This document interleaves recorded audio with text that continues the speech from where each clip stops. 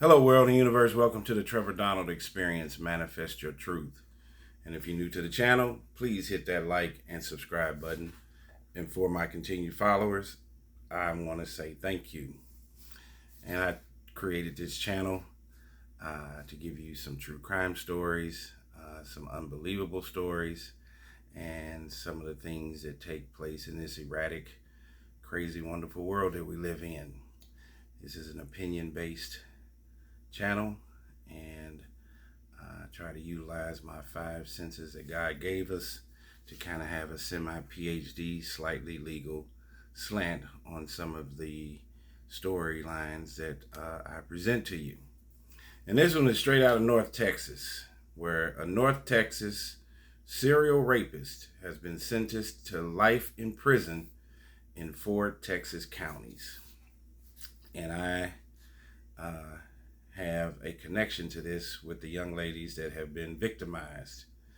And I'll tell you what it is. A decade has passed since 4 older black women, all Delta Sigma Theta sorority sisters, were violently raped in their homes by a man who appeared to have stalked them beforehand. And the Delta Sigma Theta portion is, I am a member of Omega Psi Phi, nicknamed Q Dogs, and this is my sister sorority.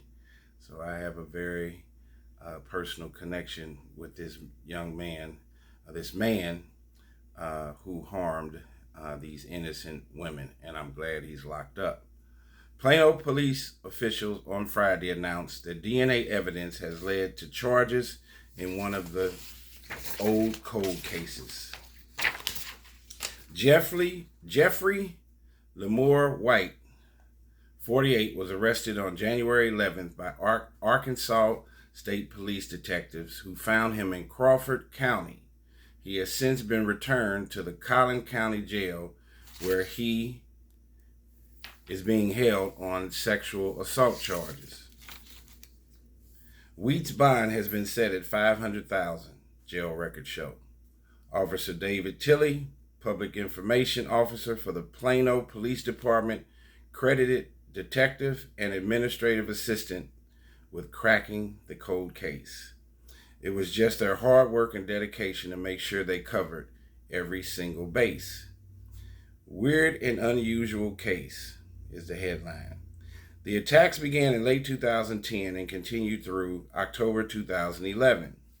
The victims were all in their mid-50s and mid-60s and were essayed in their homes between 9 p.m. and 4 a.m. in the morning, the Huffington Post reported at the time. Dr. Naftali Burrell, director of the New York Center for Neuropsychology and Forensic Behavioral Science, told ABC News in 2011 that the age range of the victims was one not typically seen in our cases. He described the case as weird and unusual. It's typically not going to be middle-aged women who come from a certain subclass, Burrell told the network. The women were alumni of different universities and they lived in 3 different cities, but they all had one thing in common. They were all sorors of Delta Sigma Theta, the largest Greek-lettered black sorority in the world. The sorority link also puzzled experts. Rapists don't usually target specific people for any particular reason, criminal profiler Pat Brown said at the time. They usually find victims who are just in their neighborhood who are convenient. Someone with this obsession doesn't cultivate these obsessional ideas overnight, Burrell told ABC News. This is coming from, I'm guessing, something much more historical and deeply rooted in this guy's psychological history. It's just too specific of a group.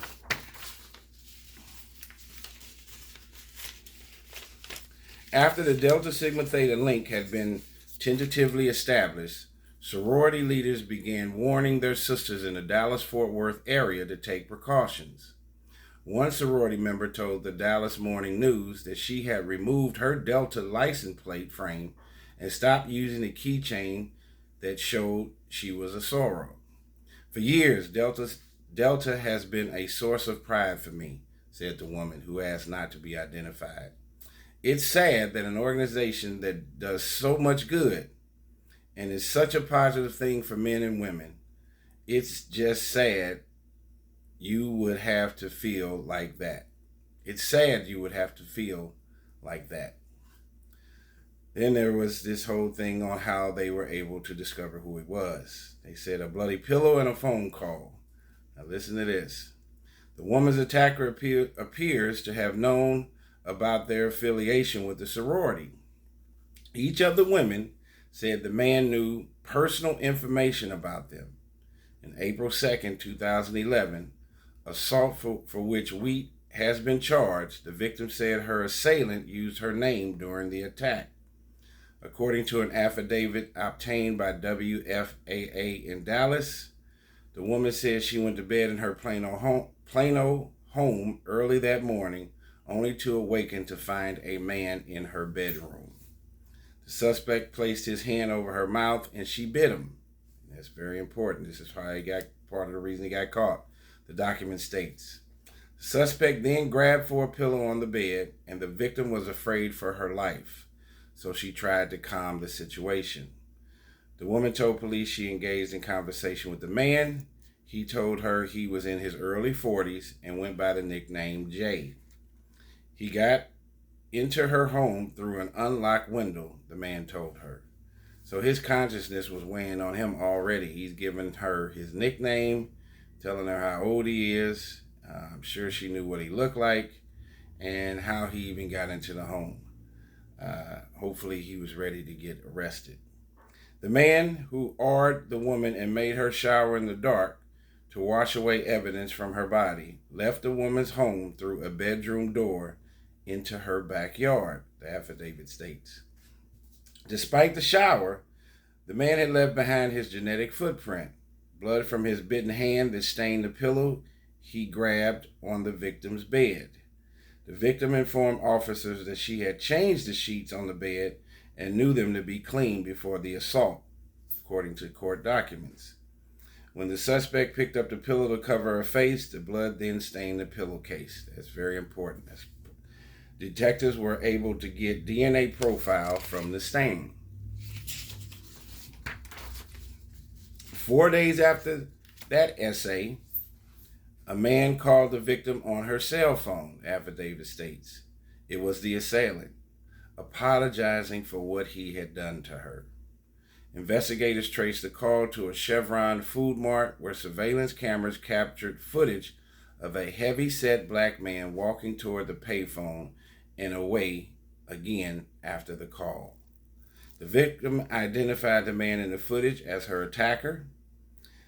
The case saw little progress until September 2011, when Plano detectives received a bulletin about a similar essay about 25 miles away in Coppell. In that case, detectives obtained bodily fluids from the victim's body. The DNA from the semen matched that of the blood left behind in the Plano case, authorities said. Another similar essay took place in October 2011 in the Corinth area.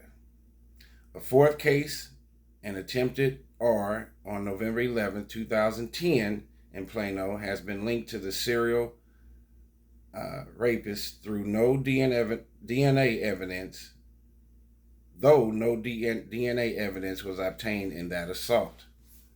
The case of the Delta Sigma Theta R's went cold until Plano detectives made contact with Mr. Wheat's ex-wife in November. She was shown the April 2011 footage from the Chevron and told investigators she believed the man was indeed her ex-husband. It was not immediately clear what steered police in Wheat's direction, but DNA evidence has since linked him to 3 of the 4 cases. The DNA in those assaults also matched DNA evidence from a 2003 case out of Arlington, the affidavit states. Our biggest fear is that there are more victims, Tilly told WFAA. That's something that we want to know. There may have been some unreported cases and more victims. What an incredible story. So this African American man in his early 40s, uh, he uh, he also at some particular point in time had worked for some kind of credit card company, uh, and he was able to get personal identification on these victims. I think he had another job where he did some kind of installation or something like that. Not like a cable guy, but he wasn't a cable guy where he could get into these individuals' homes. So he had a whole methodology on how he was going to stalk and attack these victims.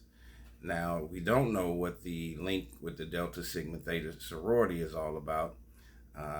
Sometimes you'll have serial killers who have had mommy issues growing up, male serial killers, during a psychological profile. That's been stated before. Who knows what the whole association is with the Delta Sigma Theta sorority singularly, as opposed to him trying to attack other people. And as I stated in the earlier part of this video, that is my sister sorority, as an Omega Psi Phi member since 1987. So my heart goes out to these women and their families. And this gentleman has been terrorizing the Dallas area for over 20 years. And luckily he has gotten caught. And I would have the presumption, if this was in his heart and soul, this demonic force, I'm sure there's more than just these 3 or 4 victims. And I think now that he's been detained and arrested, he was in Arkansas. They went and got him. And I think now that you're going to hear more about this story on national news and then social media, I think more victims are going to come out. I find it very highly unlikely that he was able to contain himself and just target those 3 or 4 women. Mental illness is a real thing. I keep telling everybody there are some really strange and deranged folks that are out here. And I think it's a very tough time in this world today to be a woman with all of the external stimuli and things that are taking place. And one has to have their head on a swivel, especially if you are a single woman. There are a lot of people that are unstable mentally and are doing heinous things to other human beings and victimizing them. And he's not the only one. And we need to rear ourselves from these dangerous individuals that are on the streets and get them locked up forever. He has no business to be out on the street. Thankfully, he did not murder or kill anybody, as we know so far. But him perpetrating these kinds of crimes on these women is going to affect them forever. And there's one place for him, and that's locked up in the penitentiary for the rest of his life. So yeah. And then I'm sure his ex-wife is wondering, what kind of crazy nutball did I ever marry? And did she ever see signs and symptoms of him being not the most stable individual in the world? Maybe she did, and that's why she divorced him. But mental illness is real. I think there's definitely something wrong with this guy. The association with the sorority is an interesting and peculiar narrative, like the psychologist said. How he was able to pinpoint and know all of that information. As I said to you, I think he worked for a credit card company at one time, and then he worked for another company where I think he did some kind of installation where he could get in people's homes, and then he used that as a measuring stick to try to find his victims and victimize these women. Tell me what you think. This is 43-year-old African-American guy, no, 48-year-old African-American guy, Jeffrey Wheat. that this who was a serial rapist out of